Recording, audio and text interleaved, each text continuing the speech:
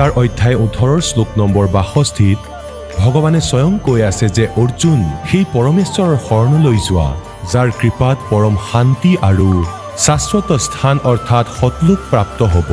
সেই পৰমেশ্বৰ কোন হয়, ক'ত আছে, কেনেকুৱা জানিবৰ কাৰণে নিশ্চয় শুনক জগতগুৰু তত্ত্বদৰ্শী সন্ত ৰামপাল দেৱ মহাৰাজৰ অমৃত বচন।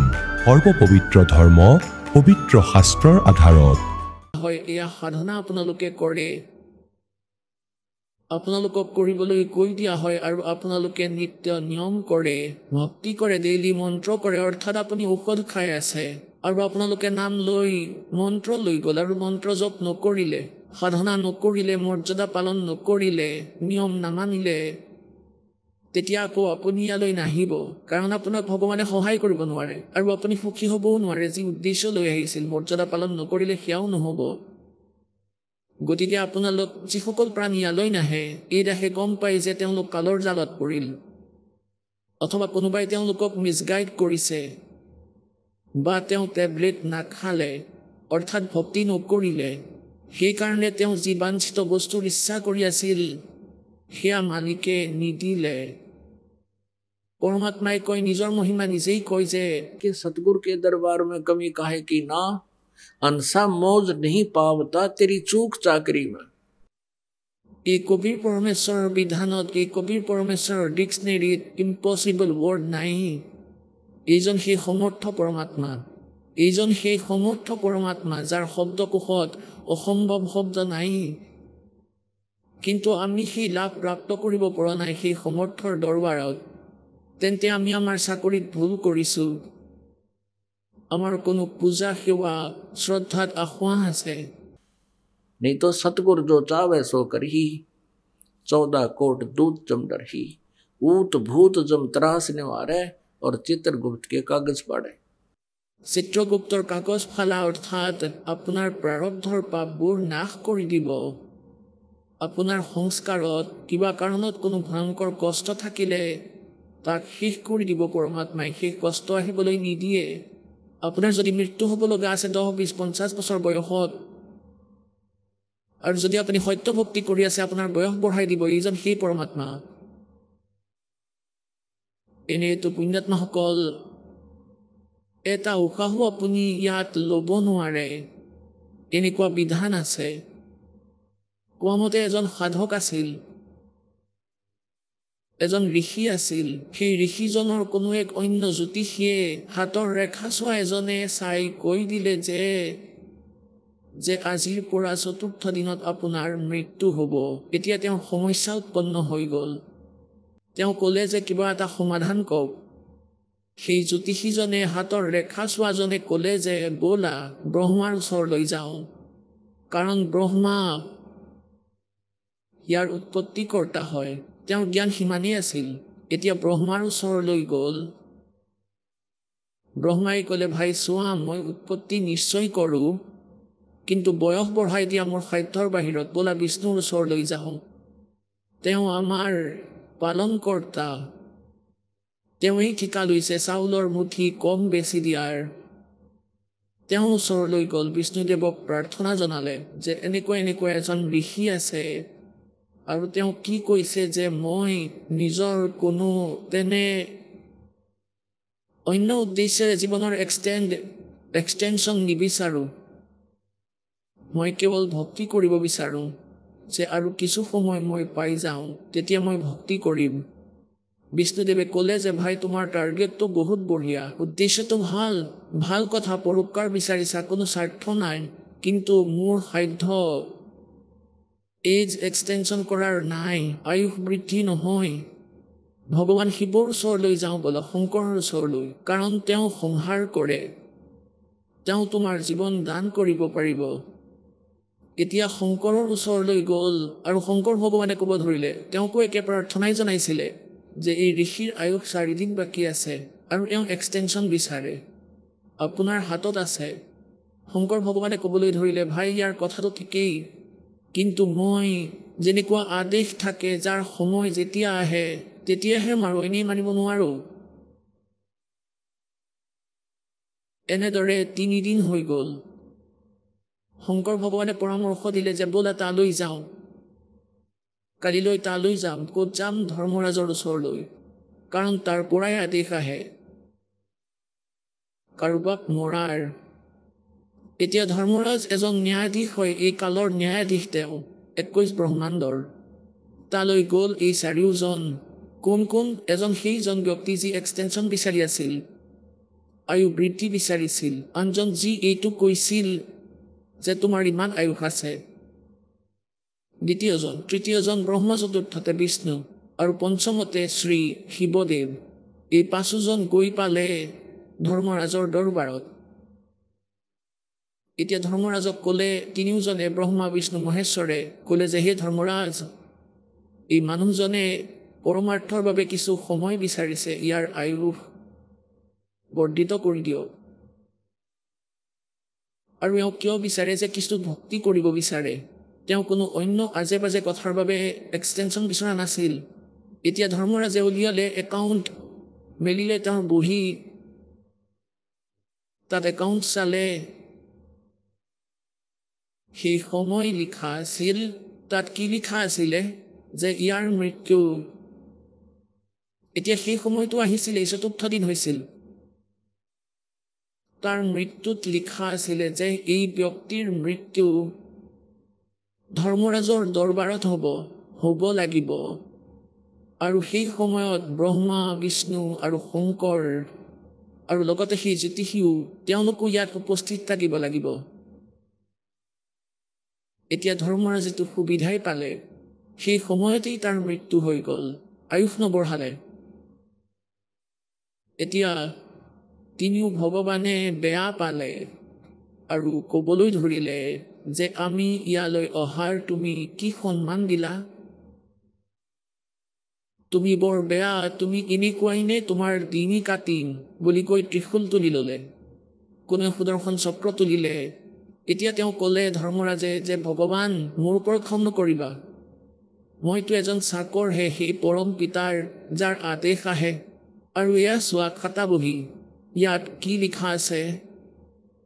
তেওঁ দেখুৱালে যে ইয়াৰ মৃত্যু ধৰ্মৰাজৰ দৰবাৰত আৰু এই চাৰিওজনৰ উপস্থিতিত হ'ব। পঞ্চমজন এওঁ। ধৰ্মৰাজে ক'লে আপোনালোকেতো মোৰ বৰ সুবিধাই কৰি দিলে, নহ'লে কিবা কাৰণ দেখুৱাই আপোনালোকক গোট খুৱাব লাগিল হয়। আৰু শুনা, যদি তোমালোকে ইমান বেয়াই পাইছা তেন্তে নিজৰ আয়ুস দি দিয়া, এওঁক এতিয়াই জীৱিত কৰি দিম। নিজৰ আয়ুস কোনে নিদিব?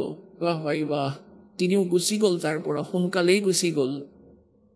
গতিকে পুণ্যাত্মাসকল, मासा घटे न तिल बधे, विध ना लिखे जो लेख, और सच्चा सतगुरु मेट कर ऊपर मार दे मेघ। যেনেকৈ অভিমন্যু আছিলে, অভিমন্যু সুভদ্ৰাৰ পুত্ৰ, শ্ৰীকৃষ্ণৰ ভাগিন, মহাভাৰতৰ যুদ্ধত চক্ৰবেহুত পৰি মৰিছিলে। শ্ৰীকৃষ্ণই কান্দি আছিল, অৰ্থাৎ শ্ৰী বিষ্ণুৱে কওক বা শ্ৰীকৃষ্ণই কওক, সুভদ্ৰাই কান্দি আছিলে, হিয়াধা কৰি কান্দিছিল। পাণ্ডৱৰ বংশ নাশ হৈ আছিলে। ভগৱান শ্ৰীকৃষ্ণই তেওঁক জীয়াই তুলিব নোৱাৰিলে। আপোনালোকে অন্য এটা কথাও শুনিছে চাগে, ভগৱান শ্ৰীকৃষ্ণ আৰু অৰ্জুন সাধুৰ বেশ ধৰি ৰজা মূৰধ্বজৰ ঘৰলৈ গৈছিল আৰু তাত এটা মায়াবী বাঘ তৈয়াৰ কৰিছিলে, সিংহ। আৰু তাত কৈছিলে যে আমাৰ বাঘে মাংস খায় মনুষ্যৰ। আৰু শুনি লোৱা, মনুষ্যও কিন্তু আপোনাৰ ঘৰৰ সদস্যহে সি খাব, কোনোবা এজনক ধৰি আনিলে নহ'ব। এতিয়া পুণ্যাত্মাসকল, আগৰ সন্তৰ বহুত মহিমা আছিলে, তেওঁলোকে সাধু সন্তৰ বহুত আদৰ কৰিছিল আৰু এয়াও ভাবিছিলে যে সাধুৰ ৰূপত কেতিয়াবা ভগৱান আহে। তেতিয়া মূৰধ্বজে ক'লে, আপুনি যেনেকৈ ক'ব তেনেকুৱাই হ'ব। গতিকে মূৰধ্বজে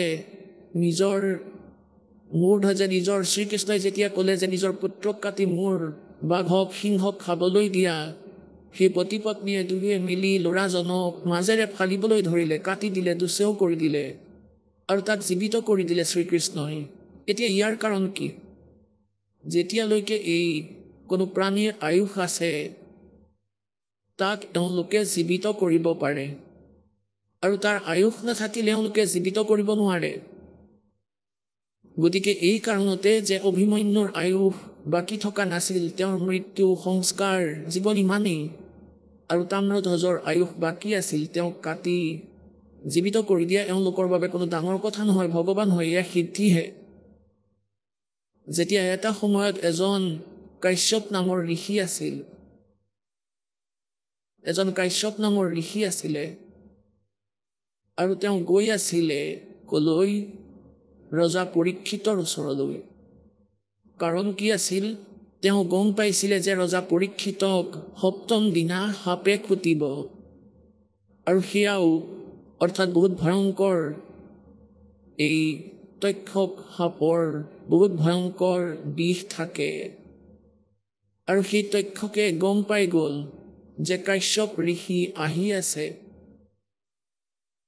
আৰু শুনিছে যে তেওঁ কোনো উদ্দেশ্য লৈ আহি আছে মই সেই ঋষিক দংশন কৰিম তেওঁ জীৱিত কৰিব আৰু মই আদেশ পাইছোঁ অন্য এজন ঋষিৰ যে তক্ষকে পৰীক্ষিতক দংশন কৰিব আৰু মই দংশন নকৰিলোঁ তক্ষকে ভাবিলে সেই ঋষিয়ে মোক অভিশাপ দিব এই ভয়তে তেওঁ কাশ্যপ ঋষিক সুধিলে যে হে ঋষি আপুনি কলৈ গৈ আছে মনুষ্য শৰীৰ ধাৰণ কৰি সাপে সুধিলে কাশ্যপে ক'লে যে মই গৈ আছোঁ ৰজা পৰীক্ষিতৰ ওচৰলৈ উদ্দেশ্য কি আপোনাৰ উদ্দেশ্য এইটোৱেই যে তেওঁক তক্ষক সৰ্পই খুটিব আৰু মই তেওঁক জীৱিত কৰি দিম ফলত ৰজাই মোক বহুত ধন দিব এই উদ্দেশ্যেৰেই গৈ আছোঁ তক্ষকে ক'লে যে ময়েই সেই তক্ষক আৰু আপুনি তালৈ নাযাব মই আপোনাক ধনখিনি দি দিম মোৰ লগত বহুত হীৰা মাণিক পাথৰ আছে তোমাক দি দিম তুমি তেওঁক জীৱিত নকৰিবা তেতিয়া কাশ্যপ ঋষিয়ে ক'বলৈ ধৰিলে যে মই তেওঁক অৱশ্যেই জীৱিত কৰিম কাৰণ তেওঁ বৰ ভাল ৰজা আৰু যিমান ধন ৰজাই দিব সিমান তুমি দিব নোৱাৰা তেতিয়া তক্ষকে ক'লে ভাই তুমি এটা পৰীক্ষা কৰোৱা মোৰ মই এই গছজোপাক খুটিম ওচৰতে এজোপা গছ আছিল শকত সেউজীয়া মজবুত আৰু এইজোপা সম্পূৰ্ণ জহি যাব শুকাই যাব 1 ছেকেণ্ডতেই আৰু ইয়াক তুমি আকৌ সেউজীয়া কৰি দেখুৱাবা তেতিয়াহে মই মানি ল'ম তেতিয়া তেওঁ ক'ব ধৰিলে কাশ্যপে ক'লে যে তুমি খুটা তেতিয়া তক্ষকে গছত খুটিলে গছজোপা লগে লগে গোটেই ক'লা পৰি গ'ল একেবাৰে জ্বলি গ'ল শুকাই গ'ল কাশ্যপ ঋষিয়ে নিজৰ মন্ত্ৰেৰে জাৰি পানী ছটিয়াই দিলে গছডাল আগৰ দৰে সেউজীয়া হৈ পৰিল তেতিয়া তক্ষক হাত জোৰ কৰি থিয় হ'ল যে ঋষিদেৱ তুমি তালৈ নাযাবা আৰু এই ধন মই তোমাক দিম মোৰ কথা মানি লোৱা এতিয়া কাশ্যপ ঋষিয়ে ধ্যানেৰে চালে তেওঁ ভাবিলে এইটোতো চাই লওঁ যে এই পৰীক্ষিতৰ আয়ুস বাকী আছেনে নাই গতিকে কি দেখিলে তেওঁ নিজৰ দিব্য দৃষ্টিৰে সিদ্ধি আছে তেওঁ দেখিলে যে পৰীক্ষিতৰ প্ৰাৰব্ধ ইমানেই আছিলে আগলৈ তেওঁৰ আয়ুস বাকী নাই তেতিয়া তেওঁ ক'লে যে ঠিকে আছে মই তেওঁক জীৱিত নকৰোঁ আপুনি মোক ধন দিয়ক এতিয়া এই স্বাৰ্থপৰে সেই তক্ষক সৰ্পৰ পৰা ধন হীৰা মুকুতা লৈ উভতি আহিল এতিয়া তেওঁ এইটো গম পালে যে পৰীক্ষিতৰ জীৱন ইমানেই আৰু বৃদ্ধি কৰিব নোৱাৰি এতিয়া পুণ্যাত্মাসকল এওঁলোকক আমি ঋষি বুলি কওঁ আৰু এওঁলোকে মিছা জ্ঞান কঢ়িয়াই ফুৰিছে 10-12 বছৰ বহি এওঁলোকে এনেকৈ কঠিন সাধনা কৰি সিদ্ধিপ্ৰাপ্ত কৰে আৰু সেয়াও কি বিষ উলিওৱা জৰা ফুকা কৰা শিকিলে আৰু তাৰ বাবে টকা ল'বলৈ ওলাইছে আৰু যেতিয়া গম পালে যে সেইজনক জীৱিত কৰিব নোৱাৰে কাৰণ তেওঁৰ আয়ুস আৰু নাই তেতিয়া ফটকৰে চুক্তি কৰি ল'লে এনে ঋষি আছিল আমাৰ এতিয়া পুণ্যাত্মাসকল যেতিয়া আপোনালোক তত্ত্বজ্ঞানেৰে পৰিচিত হ'ব তেতিয়া গম পাব যে কেনেকুৱা ঋষি এওঁলোক মায়াৰ পূজাৰী আছিল কোৱা হয় तत्व भेद कोई ना कहे रे झूमक रहा ये पैसे ऊपर नाच सुनो रही झूमक रहा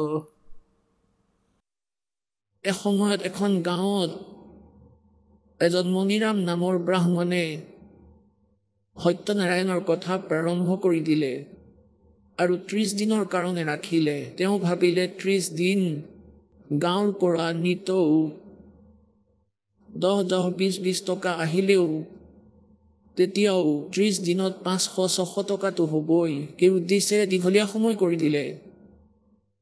তেতিয়া মানুহ ভাল শ্ৰদ্ধালু আছিলে, তেওঁ কথা আৰম্ভ কৰি দিলে। সেই গাঁৱতেই 2-3 জন তুষ্ট মানুহো আছিলে। সিহঁতে ভাবিলে যে এওঁ এই ব্ৰাহ্মণৰ 30 দিন হৈ গ'ল, গাঁৱৰ পৰা টকা লৈ যাব। যিদিনা তেওঁৰ কথা পাঠৰ সমাপন আছিল 30 দিনৰ পিছত, সেইদিনা সম্পূৰ্ণ মাহটোত 30 দিনত মণিৰাম ব্ৰাহ্মণে কেৱল 30 টকাহে দক্ষিণা পালে। এনেয়াতো বহুত পুৰণি কথাই, সেই সময়ত 30 টকা বহুত বেছিয়ে হয়। আজিৰতো মোৰ হিচাপত সেয়া 30,000 টকা হ'ব, তেতিয়াৰ 30 টকা। সেই সময়তো এটকাৰে মহ কিনিব পাৰিছিল, আজিকালিতো 40,000 টকা। তথাপিও কি হ'ল যে মুঠ 30 টকাহে আহিছিল সম্পূৰ্ণ মাহটোত। 30 দিন পাঠ কৰিলে। সিফালে সেই গাঁৱৰে কিছু দুষ্ট ব্যক্তিয়ে গাঁৱৰ পৰা চান্দা লৈ দিল্লীৰ পৰা এজনী নৰ্তকী লৈ আহিছিলে আৰু সেইদিনাই নাচৰ কাৰ্যক্ৰম ঠিক কৰি দিলে, যিদিনা পণ্ডিতৰ কথাৰ সমাপন আছিল। সেইদিনা কি হ'ল যে তেওঁ সেই চম্পাকলিৰ পইচা আহিল 500 টকা। সেইদিনা সকলোৱে দিলে, গাঁৱৰ মানুহে সকলোৱে দিলে, গোটেই গাঁৱৰ মানুহে এনেদৰে 500 টকা তেওঁৰ নৃত্যত সুখী হৈ 500 টকা দি দিলে তাইতো এদিনতেই 500 টকা পাই গ'ল। আৰু মণিৰামে 30 দিনলৈকে পাঠ কৰিলে আৰু মাত্ৰ 30 টকা পালে। এতিয়া 30 টকা লৈ ওলাই গ'ল তেওঁ। সেই সময়ত পৰমেশ্বৰ কবীৰদেৱৰ প্ৰিয় আত্মা আদৰণীয় গৰীবদাস চাহেব দেৱ চোৰানি গাঁৱৰ, জজ্জৰ জিলাৰ চোৰানি গাঁৱৰ হাৰিয়ানাৰ, তেওঁ ইয়ালৈ আহিছিলে। পৰমাত্মাই তেওঁক লগ পাইছিলে, গৰীবদাসক কবীৰ পৰমেশ্বৰে। ইয়াৰ পাছত গৰীবদাস চাহেবৰ যি আত্মা আছিলে সেয়া তত্ত্বজ্ঞানেৰে পুষ্ট হৈছিলে। কেইবাজনো শিষ্যও হৈছিল তেওঁৰ। সেই সময়ত গৰীবদাস চাহেব তাত বহি আছিল আৰু 4-5 জন ভগতো বহি আছিলে। সিফালৰ পৰা সেই মণিৰাম ব্ৰাহ্মণ আহিল আৰু বহি পৰিলে, ক'লে আহক ব্ৰাহ্মণ বহক। তেওঁ বহি পৰিলে আৰু ক'বলৈ ধৰিলে। কি ক'ব ধৰিলে যে হে মহাৰাজ, আৰু নুসুধিবই, আৰু জনতাৰ মতি ভ্ৰম হৈছে, নুসুধিব আৰু। এতিয়া কথাটো হ'ল ভক্তিৰ পৰা সকলোৰে মন উঠি গৈছে, কি যে হ'ব এই জনতাৰ। তেওঁ বহু সময়লৈকে শুনাই থাকিলে, কৈ আছিল। তেতিয়া তেওঁলোকে সুধিলে তাতে বহি থকা গৰীবদাসৰ শিষ্যই যে মহাৰাজ, এওঁ কিয় দুখী হৈ আছে, এওঁৰ লগত কি হ'ল? এওঁ ভালদৰে ক'বও পৰা নাই খুলি। তেতিয়া গৰীবদাস চাহেবে ক'লে कि फुट्टी आंख विवेक की और अंधा है ये जगदीश, चंपाकली को 500 मणिराम को 30। এতিয়া এইটো মুস্কিল, ইয়াৰ বাবে এইটো সমস্যা সন্মুখত। এতিয়া মণিৰামে কোৱাও নাছিল গৰীবদাসক যে তেওঁ কি দুখত দুখী হৈ আছে। যেতিয়া তেওঁ এই কথা মণিৰামক কৈ দিলে যে মণিৰাম এই কাৰণে দুখী कि फुट्टी ज्ञान विवेक की और अंधा है जगदीश, ইয়াৰ এই কাল ভগৱানে এনেকুৱাই কৰে, এনেকৈ ওলোটাকৈ কাম কৰোৱায়। এওঁ ধাৰ্মিক কাম কৰি আছিলে, কিন্তু তেওঁতো লোভীয়ে আছিলে। তেওঁনো কি ভাল কাম কৰি আছিলে? তেওঁৰ উদ্দেশ্য টকা গোটোৱাহে আছিল, আৰু সিফালে চম্পাকলিৰ কামো টকা গোটোৱাই আছিল। দুয়োৰে উদ্দেশ্য টকা ঘটাই আছিলে। আৰু তাইক মণিৰামে দোষ দি আছিল এই বুলি যে মই ধাৰ্মিক কাম কৰি আছোঁ। কিন্তু ধাৰ্মিক কাম কৰি আছিলে, তেওঁৰ চকু টকাৰ ওপৰতেই আছিল। 500 নহ'ল, 30 টকাহে পালে। গতিকে ইয়াত কি কৈছে যে ফূৰ্তি জ্ঞান বিবেক কি, মানুহৰ মাজত বিবেক নাই। আৰু ইয়াৰ যি ভগৱান, তেওঁ এনেকুৱাই কাম কৰোৱায়। পুণ্য কৰ্মত ধন ব্যৱহাৰ কৰিবলৈ নিদিয়ে আৰু পাপ কৰ্মত বহুত খৰচ কৰায়। আৰু চম্পাকলিক 500 মণিৰামক 30 টকা। তেওঁ এনেকুৱা সমস্যাতগ্ৰস্ত আৰু সেই দুখী হৈ পৰিছে। ভৰিত ধৰিলে মণিৰামে, হে ভগৱান আপুনি কেনেকৈ গম পালে? তেতিয়া পৰমাত্মাই ক'লে যে ভাই, মই কেনেকৈ গম পালোঁ এই কথা বহুত বেলেগ, বাকী আপোনাৰ উদ্দেশ্য সেই চম্পাকলিতকৈ কম নাছিলে। ক'লে হয় মহাৰাজ, একেবাৰেই সঁচা। এতিয়াহে জ্ঞান হ'ল। পৰমাত্মাই তেওঁক ক'লে, এই মায়েৰে তুমি কি কৰিবা? তুমি পাঠ কৰি ঘূৰি ফুৰা, তোমাৰ নিজৰেই জ্ঞান নাই। पारायण करते फिरेंगे घर घर बार द्वार, आप ज्ञान है नहीं और किसका करो उद्धार। যেতিয়া তুমি আনক পাৰ কৰাৰ ধান্দাত ঘূৰি ফুৰিছা, তোমাৰ জ্ঞান একেবাৰেই নাই, কি পাৰ কৰাবা? আজি তুমি পাঠ কৰাৰ ঠিকা লৈ বহিছা, কিহৰ বাবে পাঠ কৰা? কি তুমি যজমানৰ উদ্ধাৰ কৰি দিবা, সাধকৰ ভগতৰ? যেতিয়া ৰজা পৰীক্ষিতক সাপে খুটিব লগা আছিল, তেতিয়া সকলোৱে ভাবিছিলে যে ৰজা পৰীক্ষিত বহুত ভাল মানুহ, তেওঁৰ জীৱন এক্সটেণ্ড হ'ব লাগে, ভাল ধাৰ্মিক ৰজা তেওঁ। গতিকে সেই সময়ত এটা কথা কোৱা হৈছিল যে এই শ্ৰীমদ ভাগৱতৰ কথা এওঁক 7 দিনলৈ শুনাব লাগে, 7 দিন ইয়াৰ কথা পাঠ কৰাব লাগে। ইয়াৰ সমাধান এইটোৱেই। গতিকে সেই সময়ত গৰীবদাস চাহেবে ক'লে যে সেই সময়ত এই বশিষ্ঠ মুনিও তাতেই আছিলে আৰু ব্যাসদেৱ যিজনে এই 18 পুৰাণ সুধা সাগৰ শ্ৰীমদ ভাগৱত লিখিছে, তেওঁ তাতেই বিদ্যমান আছিল। কাৰো সাহস নহ'ল কথা শুনোৱাৰ, কাৰণ 7ম দিনা পৰিণাম আহিব লগা আছিল আৰু তেওঁলোকৰ পপুলাচলো ওলাই পৰিব, সকলো পিছ মুহকিল। সুখদেৱ ঋষিক মতা হ'ল স্বৰ্গৰ পৰা, বিমানত বহি আহিল তেওঁ স্বৰ্গৰ পৰা। তেওঁ 7 দিন কথা শুনালে। এতিয়া 7 দিন কথা শুনাই কণ্টিনিউৱাছলি, আৰু সিফালে তেওঁ এইটোও জানিছিলে যে 7ম দিনা তেওঁৰ মৃত্যু হ'ব। গতিকে এই স্থিতিত যেতিয়া মানুহে ভগৱানৰ চৰ্চা শুনে, তেওঁৰ বিশেষ শ্ৰদ্ধা জাগে,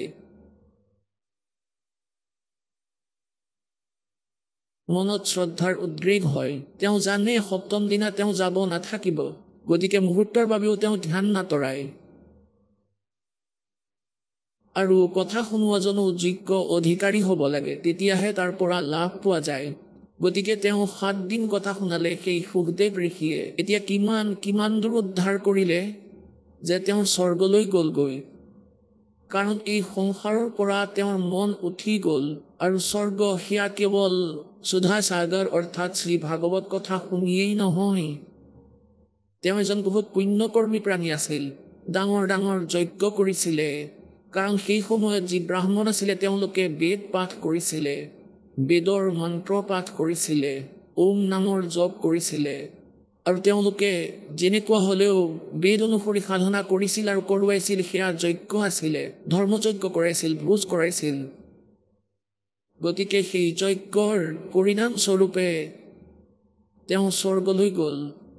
কিন্তু সেই কথাই ইমান কাম কৰিলে সেয়াও যজ্ঞজনাৰ পৰা শুনি যে তেওঁৰ আস্থা ইয়াৰ পৰা আঁতৰি শ্ৰীমদ ভাগৱতত বৰ্ণিত সেই স্থানৰ ভগৱান শ্ৰীকৃষ্ণৰ মহিমাৰে তেওঁৰ সেই আস্থা হৈ গ'ল। और जहाँ आशा तहाँ बासा हुई, मन कर्म वचन सुमरियो सो। ইয়াৰ আধাৰতেই তেওঁ গুচি গ'ল।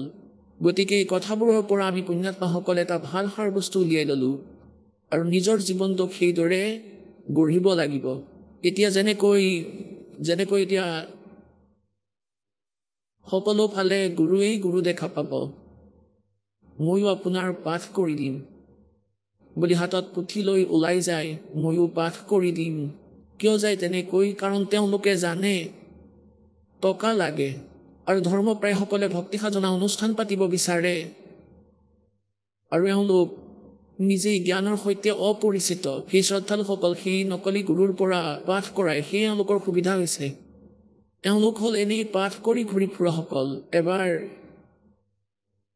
এজন ৰজাই ঘৰ বনাইছিলে মহল আৰু তাত ব্ৰাহ্মণে কৈ দিলে যে ইয়াত বিদ্বান ব্ৰাহ্মণৰ দ্বাৰা 5-7জন ব্ৰাহ্মণৰ দ্বাৰা জপ কৰাব লাগে অৰ্থাৎ পাঠ কৰাব লাগে মন্ত্ৰৰ জপ কৰাব লাগে বেদৰ মন্ত্ৰৰ গতিকে ঋষিয়ে মন্ত্ৰীক ডিউটি দি দিলে যে মন্ত্ৰী তুমি যোৱা ব্ৰাহ্মণক বিচাৰি আনিবা এজন ভাল কাশী বিদ্যাপীঠত পঢ়ি আহিছিল এজন ব্ৰাহ্মণে তেওঁৰ ঠিকনা পাই মন্ত্ৰীয়ে তেওঁক মাতি পঠালে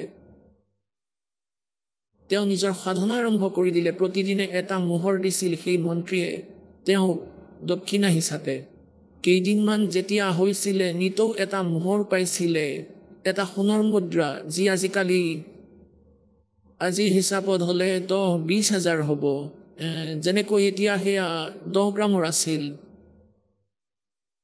আজিকালি তাৰ দাম 26,000 টকা 25,000 টকা প্ৰতি তোলাত এনেকৈ তেওঁ এটা সোণৰ মুদ্ৰা এটা মোহৰ প্ৰতিদিনে তেওঁ আনে তেওঁৰ পত্নী ব্ৰাহ্মণীয়ে নতুন কাপোৰ চিলাই ল'লে নতুন জোতা ল'লে আৰু পিছত সেই চুবুৰীৰে তিৰোতাবোৰ এটা কুৱাৰ পৰা পানী আনিবলৈ গৈছিল তেতিয়া তাত চাই ইজনীয়ে সিজনীক যে কি পৰিৱৰ্তন হৈছে কি কাৰণত পৰিৱৰ্তন হৈছে বৰ সুন্দৰ কাপোৰ পিন্ধিছে ভাল জোতা পিন্ধি আছে তেতিয়া সুধিলে এজনী ব্ৰাহ্মণীয়ে যে কাৰণটো কি আপুনিতো বহুত ভাল কাপোৰ পিন্ধি আছে তাই ক'লে মোৰ স্বামী যি হয় তেওঁ ৰজাৰ তাত জপ কৰিবলৈ যায় মন্ত্ৰৰ জপ বেদৰ মন্ত্ৰৰ জপ আৰু প্ৰতিদিনে ৰজাই এক সোণৰ মুদ্ৰা দিয়ে গতিকে সিজনীয়ে নিজৰ স্বামী ব্ৰাহ্মণক ক'লে যে আমুকৰ ঘৰৰ মানুহজনে প্ৰতিদিনে তাত এনেকৈ মন্ত্ৰৰ জপ কৰিবলৈ যায় ৰজাই এটা সোণৰ মোহৰ দিয়ে আপুনিও যাওক তেওঁ ক'বলৈ ধৰিলে ভাগ্যৱান তেওঁ হৈছে বিদ্বান কাশীত পঢ়ি আহিছে মইতো এনেই মাত্ৰ যেনে তেনে কৰি দিওঁ তাই কাজিয়া কৰিব ধৰিলে যে তুমি একো কৰিবই নিবিচাৰা তুমি এনেকুৱা তুমি তেনেকুৱা তেওঁ ভাবিলে এইজনীয়ে সদায় কাজিয়া কৰিব গৈয়ে চাওঁ কি হয় তেওঁ গুচি গ'ল বেশভূষা একেই আছিল দুয়োৰে ইও ব্ৰাহ্মণ সিও ব্ৰাহ্মণ বাহিৰৰ পৰা চালে এতিয়া তাত গৈ পালে তেওঁ মন্ত্ৰীক ক'লে ভাই ময়ো আহিলোঁ পাঠ কৰিবলৈ ক'লে আহক তেওঁ ক'লে আপোনাৰ প্ৰয়োজন আছিল 7-5জন ব্ৰাহ্মণ গোটাব লগা আছিল তেওঁকো বহিবলৈ দিলে তেওঁ তাত বহি মন্ত্ৰ মাতিব তাত বহি তেওঁ একোৱেই ক'ব পৰা নাছিল মাত্ৰ কৰিছিল ভূৰ্ভুৱ স্বাহা যি কয় তাকেই কয় স্বাহা তেওঁ যদি কয় স্বাহা আৰু সন্ধিয়া দুয়ো উভতি গ'ল আৰু এটা সোণৰ মোহৰ পালে আৰু তৃতীয়জনীয়ে গম পালে আৰু নিজৰ মানুহজনকো পঠিয়াই দিলে এনেকৈ কোৱাকৈ কৰি তেওঁ বহুত মানা কৰিলে মই নোৱাৰোঁ তেওঁকো পঠিয়াই দিলে এতিয়া তেওঁ গৈ বহি পৰিল তৃতীয়জনেও ক'ব ধৰিলে যে ময়ো ব্ৰাহ্মণ হয় মন্ত্ৰী মহোদয় মন্ত্ৰীয়ে ক'লে যে বহক ইয়াতেই বহক আপুনি বহুত দয়া কৰিলে ভগৱানে নিজেই ব্ৰাহ্মণক পঠাই দিলে নহ'লে মই বিচাৰি আনিব লগা হ'ল হয় এতিয়া সেই প্ৰথমজনেতো নিজৰ মন্ত্ৰ ঠিকেই কৈছিল দ্বিতীয়জনে কৈছিল এওঁ যেতিয়া কয় স্বাহা তেওঁ কয় তেতিয়া স্বাহা তৃতীয়জনেও বহি পেলাই তেনেকৈয়ে ক'বলৈ ধৰিলে যে স্বাহা কিমানলৈকে চলিব এই স্বাহা অৰ্থাৎ যেতিয়া ধৰা পৰিব মাৰ খাব লাগিব আকৌ চতুৰ্থজনীয়ে গম পালে কোৱাত যে এনেকৈ ঘটনা ঘটিছে এনেকৈ টকা ঘটিছে সেই চতুৰ্থজনীয়ে নিজৰ মানুহজনক পঠালে তেওঁ প্ৰথমে মানা কৰিছিল যে নাযাওঁ মাৰ খাব লাগিব তাই ক'লে তুমি এনেকৈ কৰি আছা সিও গুচি গ'ল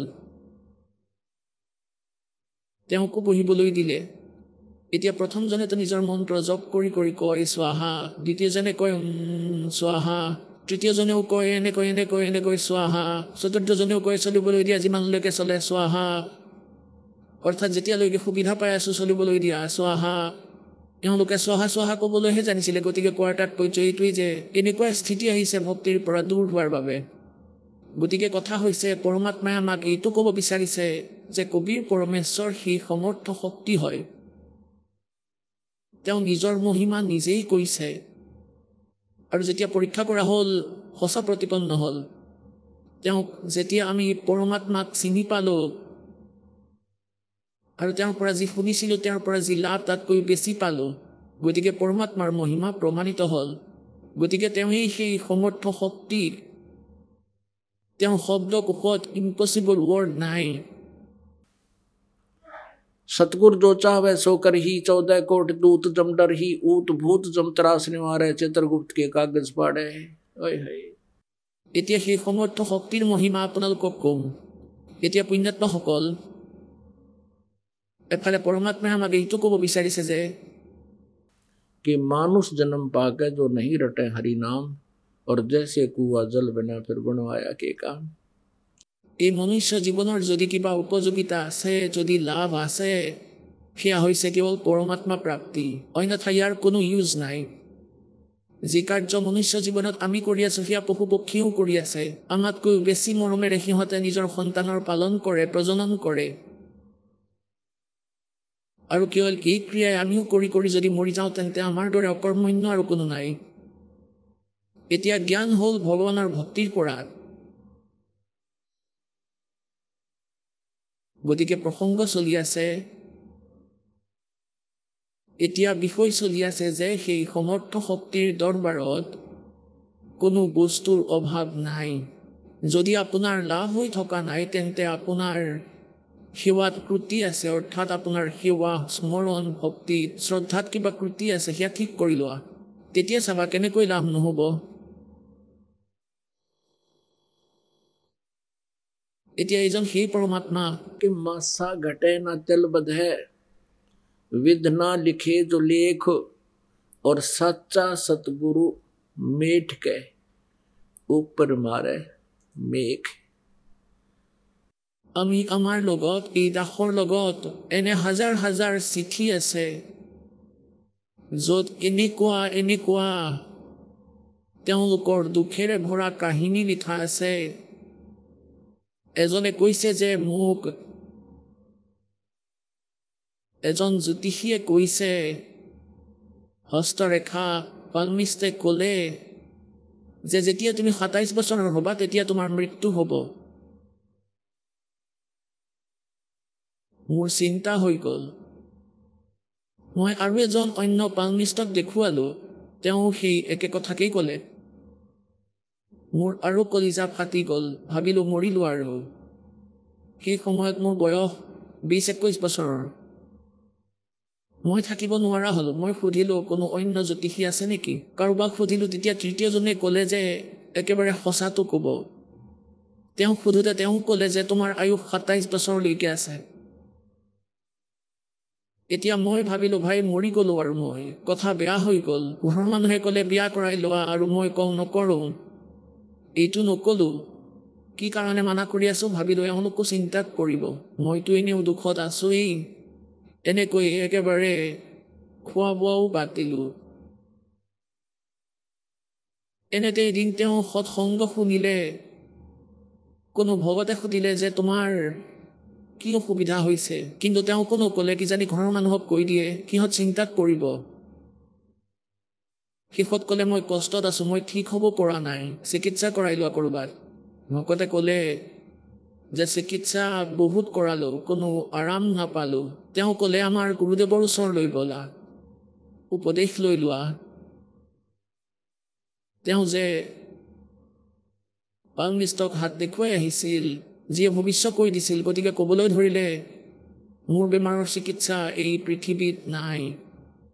তেওঁ ক'লে যে আমাৰ গুৰুদেৱৰ লগত আছে তোমাৰ বেমাৰৰ চিকিৎসা। পৰমাত্মা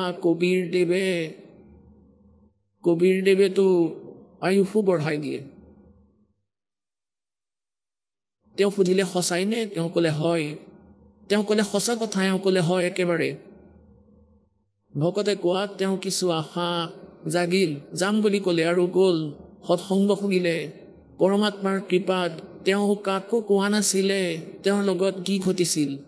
ভকতজনে নিজৰ পৰিচিত দুই এজনক সুধিবলৈ ক'লে যে সোধা এওঁৰ মৃত্যু কেনেকৈ হ'ব লগা আছিল। এওঁ ক'লে যে তেওঁক যমৰ দূতে লৈ গৈছিল। পালমিষ্টক হাত দেখুৱাজনক এজন ভকতে ক'লে যে মোৰ সময় পূৰা হৈ গৈছিল, যমদূতে নিবলৈ আহিছিলে। মোক টানিয়া জুৰি লৈ গ'ল ওপৰলৈ। নাম লৈ থৈছিলোঁ। ওপৰলৈ গৈ দেখিলোঁ ধৰ্মৰাজে উলিয়াই আনিলে মোৰ একাউণ্ট আৰু ক'লে ইয়াৰ আয়ুস ইমানেই আছে, ইয়াক পেলাই দিয়া নৰকত। সেই সময়তে পৰমাত্মাই দাসৰ ৰূপত উপস্থিত হৈ ক'লে, খবৰদাৰ, ইয়াক এৰা। ধৰ্মৰাজে ক'ব ধৰিলে, মোৰ একাউণ্টততো ইমানেই আয়ুস আছে ইয়াৰ। পৰমাত্মাই ক'লে, তোমাৰ একাউণ্ট মই পূৰা কৰি দিম, ইয়াক এৰি দিয়া। ভগৱতজনে পৰিচিত দুই এজনক সুধিবলৈ ক'লে যে তেওঁলোকৰ মৃত্যু কেনেকৈ হ'ব লগা আছিলে সোধা। তেওঁ ক'লে, মোক যমৰ দূতে লৈ গৈছিলে। যিজনে পালমিষ্টক হাত দেখুৱাই আছিল তেওঁক আন এজন ভগৱতে কৈ আছে, মোৰ সময় পূৰা হৈ গৈছিল, যমদূতে নিবলৈ আহিছিলে, মোক জবৰদস্তি ওপৰলৈ লৈ গ'ল। নাম লৈ ৰাখিছিলোঁ। ওপৰত গৈ দেখিলোঁ ধৰ্মৰাজে উলিয়ালে মোৰ একাউণ্ট আৰু ক'লে, ভাই, ইয়াৰ আয়ুসটো মাত্ৰ ইমানেই আছে, ইয়াক পেলাই দিয়া নৰকত। সেই সময়তে পৰমাত্মাই এই দাসৰ ৰূপত উপস্থিত হৈ ক'লে, এৰি দিয়া ইয়াক। ধৰ্মৰাজে ক'ব ধৰিলে যে মোৰ এই হিচাপততো ইমানেই আয়ুস আছে ইয়াৰ। পৰমাত্মাই ক'লে, তোমাৰ একাউণ্ট মই পূৰা কৰি দিম, ইয়াক এৰি দিয়া।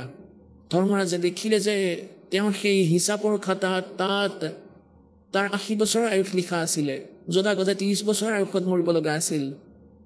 আকৌ ঘূৰি আহিলে, এৰি দিলে। আৰু উভতি আহোঁতে মোৰ হাত ভৰিয়ে কাম কৰা নাছিলে। এয়া টোপনিৰ ঘটনা, মানে ৰাতি সপোনত মোৰ হাত ভৰি কাম নকৰা হ'ল। 1 ঘণ্টাৰ পাছত মোৰ হাত ভৰিয়ে কাম কৰিব ধৰিলে আৰু গোটেই শৰীৰ ঘামি গ'ল। যদি এনেকুৱা স্থিতি নহ'ল হয়, মই ভাবিলোহেঁতেন মই সপোন দেখিছোঁ।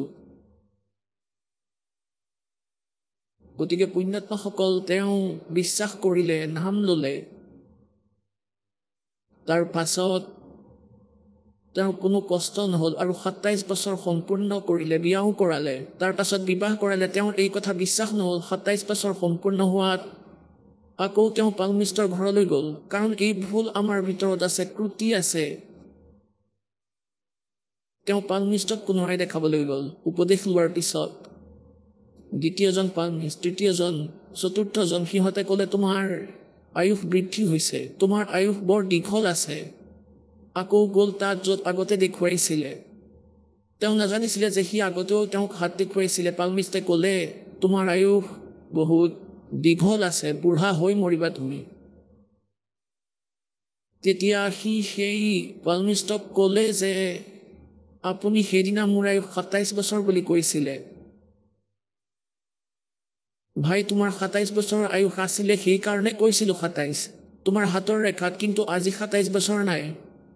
আজিতো দীঘল 80-85 বছৰৰ আছে। তেতিয়া তেওঁ কৈছিলে, ভগৱতজনে সেই জ্যোতিষীক ক'লে যে আহক, আপুনিও নাম লৈ লওক। চাওক, জ্যোতিষীয়ে কি কৰিব পাৰে, তেওঁ ক'বহে পাৰে যে আপোনাৰ ভাগ্যত ইমান আয়ুস আছে, যে তোমাৰ ইমান ধন প্ৰাপ্ত হ'ব পাৰে, সম্পত্তি প্ৰাপ্ত হ'ব পাৰে গোটেই জীৱনত। কিন্তু তেওঁ তাত কম বেছি কৰিব নোৱাৰে, তেওঁ বৃদ্ধিও কৰিব নোৱাৰে। আৰু পৰমাত্মাই কৈছে যে তুমি পালমিষ্টক দেখুওৱা বা নেদেখুওৱা, আৰু পৰমাত্মাই তোমাৰ আয়ুসো বঢ়াই দিব। আৰু তোমাৰ ভাগ্যত যদি ধন নাই, তথাপিও ধন দিব, কিন্তু দিব সিমানেই যিখিনিয়ে তোমাৰ হানি কৰিব নোৱাৰে। কাৰণ মায়া এই জীৱৰ শত্ৰু, এই কালৰ দূত। ইয়াৰ নিচা সুখ দেখুৱাই, যেনে ৰাৱণৰ ৰাজ্যত কোৱা হয় কিমান যে হীৰা, পন্না আৰু মণিক এনেকৈ বিক্ৰী কৰা হৈছিল, যেনেকৈ আমাৰ বজাৰত ঘেঁহু আৰু ধান। ধনী ৰজা আছিলে, কিং আছিলে তেওঁ। আৰু শেষত কি পালে তেওঁ? তাৰ পাছত তেওঁৰ মৃত্যু হ'ল। ঠিক ভক্তি কৰা নাছিলে তেওঁ, তমোগুণ শিৱৰ ভক্তি কৰি আছিলে তেওঁ, জীৱন ব্যৰ্থ কৰি গ'ল। গতিকে কোৱাৰ তাৎপৰ্য এইটোৱেই যে সত্য সাধনা কৰক। উপদেশ লোৱাৰ পিছত কোনো পালমিষ্টৰ ওচৰলৈ নাযাব। তাত গ'লে আকৌ আপোনাৰ ভক্তিখণ্ড হ'ব, ভগৱানক অবিশ্বাস কৰা হ'ব, পৰমাত্মা ৰুষ্ট হ'ব। গতিকে এই নিয়মবোৰ সঠিককৈ পালন কৰি আপুনি সাধনা কৰক, আৰু তাৰ পাছত চাব ভগৱানৰ ভক্তিৰ আনন্দ। मासा गटे न तेल बधे, बिदना लिखे जो लेख, सच्चा सतगुरु मेट कर ऊपर मारे मेख।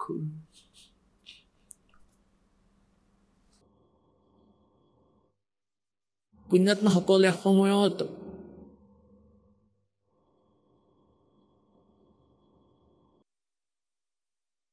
এজন সিকান্দাৰ লোধি নামৰ ৰজা এজন আছিল।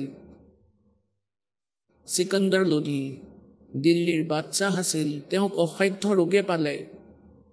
এতিয়া ৰজাৰ লগততো সকলো ব্যৱস্থা থাকেই, তেওঁৰ লগত ধনো থাকে আৰু বৈদ্য ডক্তৰো তেওঁৰ লগত বহুত ভাল ভাল থাকে আৰু সাধু সন্ত ফকীৰো থাকে, যিয়ে তন্ত্ৰ মন্ত্ৰ কৰে, তেনেকুৱা আধ্যাত্মিক গুৰু তেওঁৰ বহুত থাকে। সকলো সুবিধা উপলব্ধ আছিল, কিন্তু তেওঁৰ যি অসাধ্য ৰোগ আছিল, পুৰণি ৰোগ আছিল। পুৰণি ৰোগ এনেকুৱা হয় যেনে শৰীৰৰ ওপৰত কোনো অংগত গৰম চাহ পৰি গৈছে অথবা জুই অগ্নি লাগি গৈছে, চাকিয়ে পুৰে, জ্বলি যায়। তেতিয়া কিমান কষ্ট হয়, যাক কৰিছে তেওঁহে জানে। কিমান কষ্ট হয়, বহুত বেয়া অৱস্থা হৈ পৰে। আৰু পুৰণি ৰোগ এনেকুৱাই দুখ কষ্টযুক্ত হয়, কিন্তু শৰীৰৰ ওপৰত পৰা দেখা নাযায় যে ইয়াৰ ক'ৰবাত জ্বলি গৈছে। ইমান ভয়ংকৰ কষ্টত পৰি আছিলে সেই সিকান্দাৰ লোধি। সকলো ঠাইতে চিকিৎসা কৰালে, সকলো ঠাইতে। এতিয়া ৰজাৰ বাবেতো এজন বৈদ্যৰ প্ৰয়োজন হ'লে 4জন আনি থিয় কৰাই দিয়ে মন্ত্ৰীয়ে, আৰু মনে বিচৰা পুৰস্কাৰ, যিয়ে মোক সুস্থ কৰি দিয়ে, তেওঁক যিমান লাগে সিমান টকা দিম বুলি ক'লে, আৰু এক্সট্ৰাও দিম। এতিয়া বৈদ্যবোৰে ক'লে যে ৰাজন, আজিলৈকে আমি যাৰ ট্ৰিটমেণ্ট কৰিছোঁ ৰোগ ভাল নোহোৱাকৈ থকা নাই, কিন্তু আপোনাৰ ওপৰত আমাৰ কোনো ঔষধেই কাম কৰা নাই। কাৰণ কি সেয়া জানিবৰ কাৰণে সকলো ঋষি সন্ত সাধুক মাতি অনা হ'ল। তেওঁলোকে ক'লে আপোনাৰ প্ৰাৰব্ধত প্ৰথমতে তেওঁলোকে যন্ত্ৰ মন্ত্ৰ কৰিলে, এইটো দিয়ক, আমুকটো কৰক, তামুকটো কৰক, আৰু যেতিয়া একো লাভ নহয় তেতিয়া কয় যে আপোনাৰ ভাগ্যতেই লিখি থোৱা আছিলে, আপোনাৰ প্ৰাৰব্ধত লিখা আছিলে, এয়াতো ভুগিবই লাগিব। এতিয়া পুণ্যাত্মাসকল, ভাগ্যত লিখা কোনেও মুচিব নোৱাৰে, কিন্তু ভগৱানে মুচিব পাৰে। গতিকে সেই ভগৱান কোন, সেই পৰমাত্মা কোন? তেওঁ হৈছে কবিৰ দেৱ, সত্য পুৰুষ, পূৰ্ণ ব্ৰহ্ম। কোনোবাই কৈ দিলে যে বাৰাণসীত, কাশীত এজন কবিৰ নামৰ মহাপুৰুষ আছে, আৰু যদি তেওঁৰ দয়া আপোনাৰ ওপৰত হৈ যায়, আপোনাৰ দুখ নাথাকিব, এই ৰোগ নাথাকিব। এতিয়া কোৱাৰ ভাৱ এই যে এইটো চমুকৈ কম, সিফালে কবিৰ পৰমেশ্বৰ বাৰাণসীত আছিলে, কাশী চহৰত, আৰু তাত কাশীৰ নৰেশ অৰ্থাৎ ৰজা বীৰদেৱ সিং বাঘেল তেওঁৰ শিষ্য আছিলে। কবিৰ পৰমাত্মাৰ শক্তি দেখি তেওঁ তেখেতৰ শিষ্য হৈ গৈছিল। সিকান্দাৰ লোধি ভাৰতবৰ্ষৰ কিং আছিলে, সম্ৰাট আছিলে, সমগ্ৰ ভাৰতৰ ৰজা আছিলে। এনেকুৱা যি ৰজা মহাৰাজা সৰু সৰু আছিলে, তেওঁৰ তলত আছিলে, তেওঁৰ অধীনত আছিলে। যেনেকৈ প্ৰধানমন্ত্ৰীৰ অধীনত সকলো ৰাজ্যৰ মুখ্যমন্ত্ৰী থাকে, তেনেকৈ সেই কাশীৰ যি নৰেশ আছিলে, যি ৰজা আছিলে, সিকান্দাৰ লোধিৰ পৰাধীন আছিলে, তেওঁৰ তলতীয়া আছিলে। তেওঁ সৰু ৰজা আছিলে আৰু সিকান্দাৰ লোধি ডাঙৰ ৰজা আছিলে, সম্ৰাট আছিল। আৰু তাত গৈ পালে সিকান্দাৰ লোধি বীৰদেৱ সিং বাঘেলৰ ওচৰত, লগত হাতী, শ অংগৰক্ষক, লগতে এজন শ্বেখ তাকি নামৰ ধাৰ্মিক গুৰু তেওঁ লগতেই আছিলে। সেই শ্বেখ তাকি ধাৰ্মিক গুৰুৱেও সকলো তন্ত্ৰ মন্ত্ৰ কৰিছিলে, কিন্তু একো লাভ নহ'ল। তেওঁলোক সকলোৱে এইটো কৈ নিজৰ অক্ষমতা ঢাকিছিলে যে এইটো আপোনাৰ প্ৰাৰব্ধৰ দুখ হয়, এইটো ভুগিবই লাগিব। এতিয়া বীৰদেৱ সিং বাঘেলৰ যেনেকৈ মুখ্যমন্ত্ৰীৰ ওচৰলৈ যদি প্ৰধানমন্ত্ৰী আহে, বহুত ব্যৱস্থা কৰিবলগীয়া হয় তেওঁ আদৰণিৰ কাৰণে। এনেকৈ মেজৰ ওপৰত কাজু, খিচমিচ, আপেল, কমলা, বঢ়িয়া কচৌৰি, পকৰি বনাই ৰাখিলে আৰু ক'লে খাওক পৰৱৰ্তীগাৰ। সিকান্দাৰ লোধিয়ে ক'লে যে মই আপোনাৰ এই আদৰণিত অতি প্ৰসন্ন হৈছোঁ, কিন্তু বীৰ সিং মই খাব একো নোৱাৰোঁ। পুণ্যাত্মাসকল, যেতিয়া এই প্ৰাণীৰ পাপ বেছি হৈ যায়, তেতিয়া সেই সময়ত তাৰ ওপৰত দুখ কষ্টৰ আপদ নামি আহে আৰু তাৰ কোনো সমাধান নহয়। সমাধান কৰিব পাৰে কেৱল পৰমাত্মাইহে। অথবা পৰমাত্মাৰ কৃপাপাত্ৰ সাধু সন্তইহে কৰিব পাৰে। পৰমেশ্বৰ কবীৰদেৱ সেইজন পৰমেশ্বৰ যি আমাৰ প্ৰাৰব্ধৰ কৰ্ম শাস্তি মাফ কৰিব পাৰে, পাপ মাফ কৰিব পাৰে, ক্ষমা কৰিব পাৰে।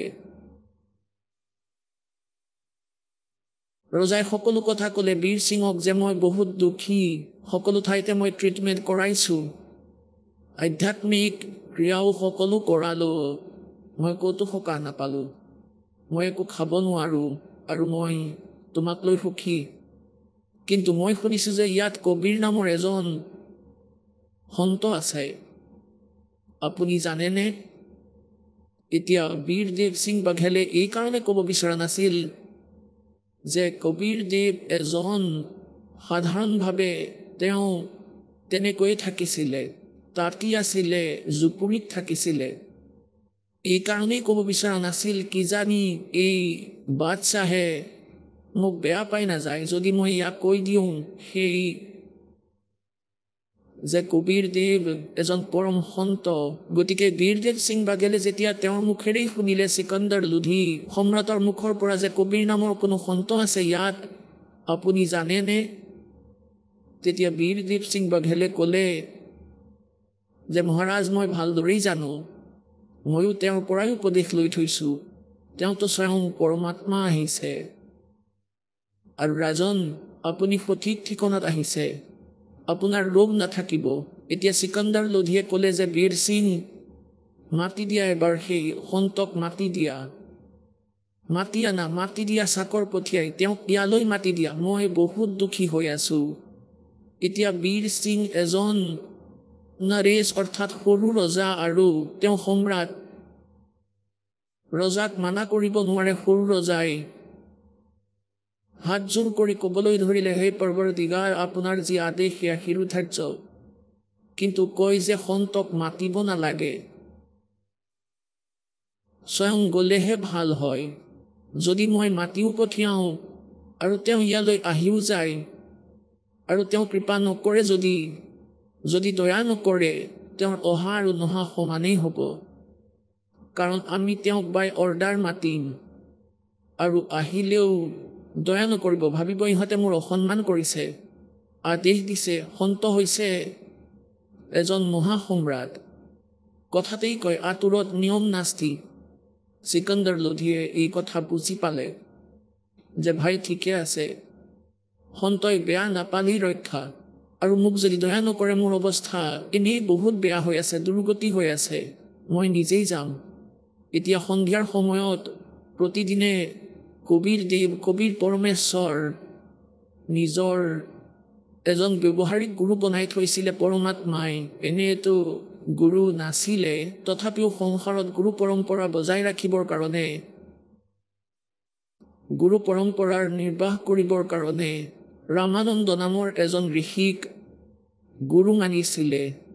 আৰু সেই ৰামানন্দ দেৱ আগতে বহুত প্ৰসিদ্ধ ঋষি আছিল, বেদ আৰু গীতাৰ মৰ্মজ্ঞ জ্ঞাতা বুলি জনাজাত আছিল। পৰমাত্মাৰ লগত যেতিয়া জ্ঞান চৰ্চা হ'ল তেতিয়া তেওঁ পৰাজিত হৈছিল, আৰু কবীৰ চাহেবে তেওঁক নিজৰ সতলোক সচখণ্ড দেখুৱাইছিলে আৰু উভতাই পঠিয়াইছিলে। তাৰপিছত স্বামী ৰামানন্দ দেৱে পৰমেশ্বৰ কবীৰদেৱক চিনি পাইছিলে, কিন্তু তেওঁ আদেশ মানি ইয়াক কৈছিলে কবীৰদেৱে যে হে স্বামীদেৱ, আপুনি মোৰ গুৰু হৈ থাকক, সাংসাৰিক দৃষ্টিত আপুনি মোৰ গুৰু হৈয়ে থাকিব, কিন্তু ক্ৰিয়া কৰিব সেয়া যিটো মই আপোনাক কওঁ। এনেকুৱাই হৈ আছিলে। পৰমাত্মাই এইটো বিচৰা নাছিলে যে যদি তেওঁ গুৰু নবনায় আৰু অহা সময়ত আগলৈ সেই কালৰ দূতে ভ্ৰমিত কৰিব যে কবীৰদেৱেনো ক'ত গুৰু বনাইছিলে। যেনেকৈ এই কালৰ এটা পন্থ চলি আছে ৰাধাস্বামী পন্থ, এওঁলোকৰ যি পৰম ধনী তেওঁৰ কোনো গুৰু নাছিলে আৰু ভূত হৈ গ'ল, তেওঁ হ'বলৈ আছিলে। गुरु बिन माला फेरते, गुरु बिन देते दान, गुरु बिन दोनों निष्फल हैं, चाहे पूछो वेद पुराण। বীৰদেৱ সিঙে জানিছিলে যে গধূলি সময়ত আৰতি হয় আশ্ৰমত, ৰামানন্দ দেৱৰ তালৈ কবীৰদেৱ আহে আৰু সেই সময় আহিবৰেই হৈছিলে। বীৰ সিং বাঘেলে যি কাশীৰ নৰেশ আৰু দিল্লীৰ সম্ৰাট চিকন্দৰ লোধি, বীৰ সিঙে ক'লে মহাৰাজ এই সময়ত ৰামানন্দ দেৱৰ আশ্ৰমলৈ তেওঁ আহে, তাতেই লগ পাম। এতিয়া তেওঁ চিকন্দৰ লোধি কেতিয়া যাওঁ কৈ আছিলে, যে এতিয়াই গ'লে এতিয়াই ঠিক হৈ যাম। ৰামানন্দ দেৱৰ আশ্ৰমৰ সন্মুখৰ গেটত এজন চকীদাৰ থিয় হৈ আছিল। সন্ত ভগত ডিউটি কৰি আছিলে। এতিয়া বীৰদেৱ সিঙেতো জানিছিলে যে ৰামানন্দই মুছলমানক বেয়া পাইছিলে। বীৰ সিঙে নিজ মুখেৰে ক'ব পৰা নাছিলে যে আপুনি ভিতৰলৈ যাব নোৱাৰে। গতিকে সেৱাদাৰ সেৱকক ক'লে যে হে সেৱক, হে ভাই ভগত ভাই, ৰামানন্দ দেৱক কোৱা সম্ৰাট আহিছে দিল্লীৰ পৰা চিকন্দৰ লোধি, আপোনাৰ দৰ্শন কৰিব বিচাৰে। প্ৰথমতেতো এইটো সুধিলে যে কবীৰদেৱ আহি পালেনে? সেৱকে ক'লে এতিয়ালৈকে অহা নাই, কিন্তু এতিয়াই আহি পাবহি, এই সময়ত অৱশ্যেই আহে। তেতিয়া চিকন্দৰ লোধিয়ে ক'লে যে ব'লা ভিতৰলৈ যাওঁ, বিশ্ৰাম কৰোঁ, কিছু সময় আশ্ৰমতে বহি লওঁ।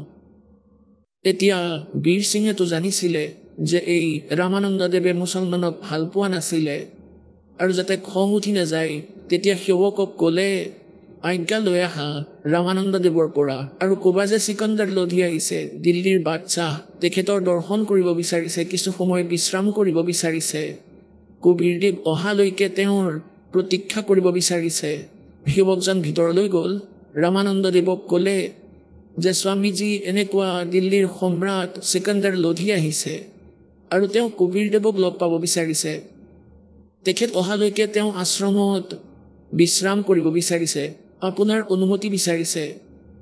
ৰামানন্দ দেৱে কৈলে যে সেই মুছলমানজনক তেওঁলোকে মাংস খায়, তেওঁলোকৰ কাৰণে ইয়াত বহিবলৈ ঠাই নাই, বাহিৰত বহিবলৈ কোৱা। আহক আমি এতিয়া সেই শ্ৰদ্ধালুসকলৰ অনুভৱবোৰ জানো, যিসকলে জগতগুৰু তত্ত্বদৰ্শী সন্ত ৰামপাল দেৱ মহাৰাজৰ পৰা দীক্ষা প্ৰাপ্ত কৰিছে তথা তেওঁৱেই কোৱা ভক্তি মাৰ্গ এওঁলোকে অৱলম্বন কৰি আছে। নমস্কাৰ। সত সাহেব ছাৰ। কি নাম আপোনাৰ? ৰজনী দাসী। বাইদেউ, আপুনি ক'ৰ পৰা আহিছে? হয়, মই বিহাৰৰ গয়া জিলাৰ। সন্ত ৰামপালদেৱ মহাৰাজৰ পৰা নাম দীক্ষা আপুনি কেতিয়া ল'লে? 10 জুন 2014। সন্ত ৰামপালদেৱ মহাৰাজৰ পৰা নাম দীক্ষা লোৱাৰ আগতে আপুনি কি ভক্তি সাধনা কৰিছিল?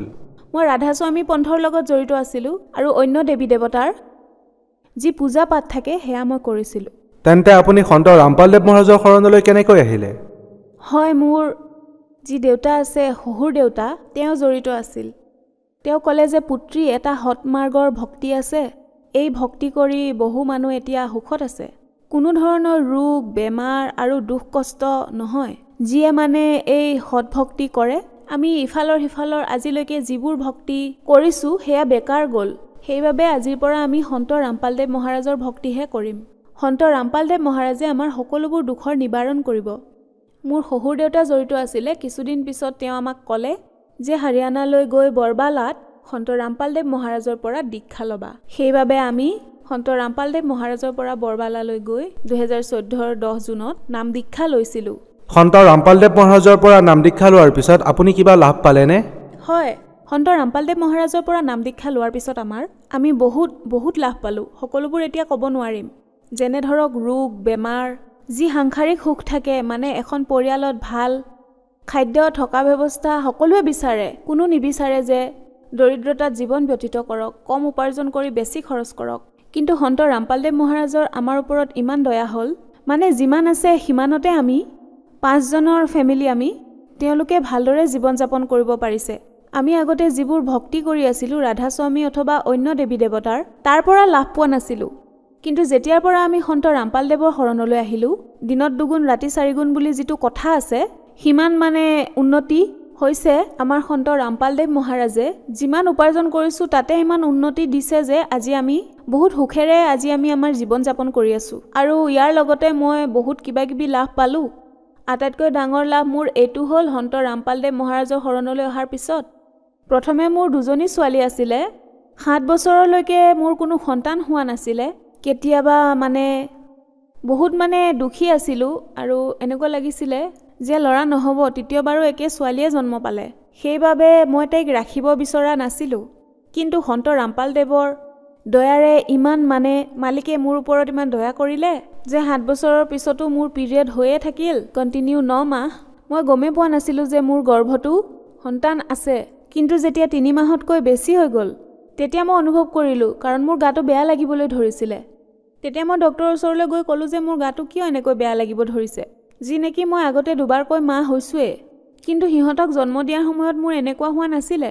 যেতিয়া মই মা হ'ব ওলাইছিলোঁ সেই সময়ত মানে 2 দিনৰ পিছতে মোৰ গা বেয়া লাগিছিলে, য'ৰ পৰা মই আগতেই গম পাইছিলোঁ যে মোৰ গৰ্ভত কিবা সন্তান আছে, সেইবাবে এনেকুৱা প্ৰব্লেম হৈছে।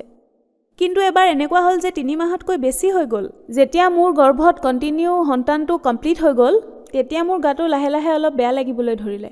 সেইবাবে মই ডক্টৰৰ ওচৰলৈ গ'লোঁ যে বাইদেউ চাওকচোন, মোৰ এনেদৰে মূৰ ঘূৰাই, মানে এনেকুৱা যিয়ে মানে প্ৰব্লেম আছিলে। মই মেডামক ক'লোঁ। তেওঁ ক'লে যে যিসকল মহিলা গৰ্ভৱতী হয় তেওঁলোকৰহে এনেকুৱা সমস্যা হয়। তেতিয়া ক'লোঁ যে মেডাম মোৰতো মাহেকীয়া হৈয়ে আছে, কেনেকৈ এনেকুৱা হ'ব পাৰে? তেতিয়া ক'লে যে যোৱা আল্ট্ৰাচাউণ্ড কৰাই আনা, তাৰপিছতহে গম পোৱা যাব। তাৰপিছত মই বাহিৰলৈ গৈ আল্ট্ৰাচাউণ্ড কৰালোঁ। যেতিয়া মোৰ আল্ট্ৰাচাউণ্ড হৈ গ'ল তেতিয়া ডক্টৰক সুধিলোঁ যে মোৰ কি সমস্যা হৈছে, ৰিপৰ্টত কি আহিছে। তেতিয়া ক'লে যে আপুনি গৰ্ভৱতী, প্ৰেগনেণ্ট। তেতিয়া ক'লোঁ যে মোৰতো মাহেকীয়া হৈ আছে, কেনেকৈ প্ৰেগনেণ্ট হ'ম? এইবোৰ কেনেকৈ হৈছে আমি ক'ব নোৱাৰিম, কিন্তু সন্তানটো আপোনাৰ পেটত থকা 3 মাহ হৈ গ'ল, এতিয়া আপুনি একো কৰিব নোৱাৰে, আপুনি প্ৰেগনেণ্ট। মোক সুধিলে কিমানটা আছে আগৰ, মই ক'লোঁ 2জনী ছোৱালী আছে। তেনেকৈ কৈ মই আকৌ মেডামক ৰিপৰ্টখন দেখুৱালোঁ। তেওঁ ক'লে যে হয়, প্ৰেগনেণ্টে হয়। মই সুধিলোঁ যে মেডাম এনেকুৱা কেনেকৈ হ'ল? তেওঁ ক'লে যে মই কেনেকৈ ক'ম, সন্ত ৰামপালদেৱ যি আছে, মোৰ আগতে মনত আহিছিলে মোৰ চাগে আৰু কেতিয়াও ল'ৰা সন্তান জন্ম নহয়। ল'ৰা সন্তানৰ ইচ্ছা মোৰ মনত ক'ৰবাত নহয় ক'ৰবাত আছিলে, আগৰ পৰা আহিয়ে আছিলে। কাৰোবাক দেখিলেই মোৰ এয়া মাক পুতেক, যদি মোৰো এটা ল'ৰা সন্তান থাকিলে হয়। কিন্তু এতিয়া নহ'ব, আৰু হ'লেও চিজাৰিয়ান হ'ব। গতিকে মই টেনশ্যন ল'ব খোজা নাছিলোঁ। যদি কিবা চমৎকাৰো হয়, যদি মালিকে মোক এটা ল'ৰা দিলেহেঁতেন, তেতিয়া মোৰ মনত কোনো কষ্ট নাথাকিল হয়।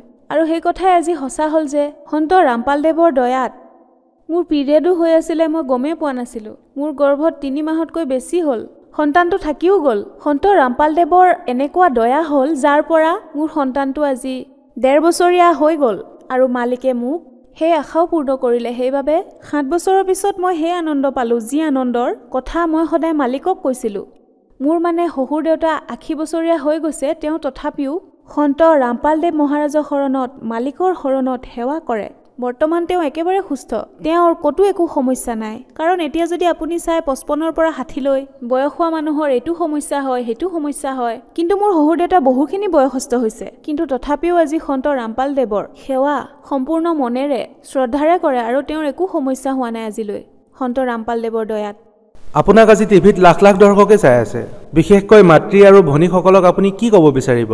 হয়, মই সমগ্ৰ মা আৰু ভনীসকলক এইটো কথাই ক'ব খুজিম, বহুতো মা ভনী এনেকুৱা আছে দেশ বিদেশত নিজৰ সন্তানক লৈ পীড়িত হৈ আছে। কাৰোবাৰ ওচৰত পুত্ৰ আছে, পুত্ৰী নাই, কাৰোবাৰ পুত্ৰী আছে, পুত্ৰ নাই, কাৰোবাৰ ওচৰত দুয়োটাই নাই।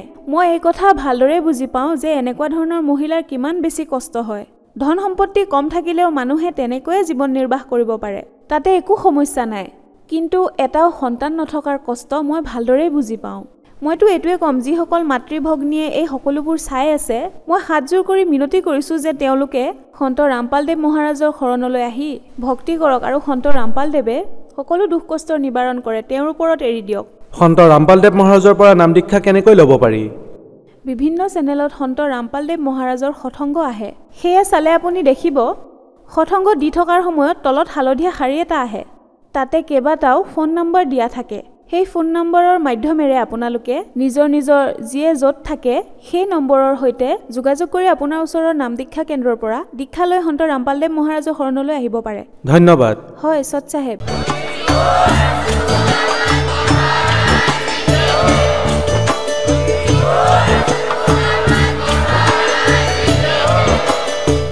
আপুনি শুনি আছিলে জগতগুৰু তত্ত্বদৰ্শী সন্ত ৰামপালদেৱ মহাৰাজৰ মংগল প্ৰবচন। অধিক জানিবৰ বাবে ভিজিট কৰক আমাৰ ৱেবছাইট www.jagatgururampalji.org। সন্ত ৰামপালদেৱ মহাৰাজৰ শুভ আশীৰ্বাদত সমগ্ৰ বিশ্বতে 500তকৈও অধিক নাম দীক্ষা কেন্দ্ৰ আছে, য'ত সন্ত ৰামপালদেৱ মহাৰাজৰ দ্বাৰা বিনামূলীয়া নাম দীক্ষা দি থকা হৈছে।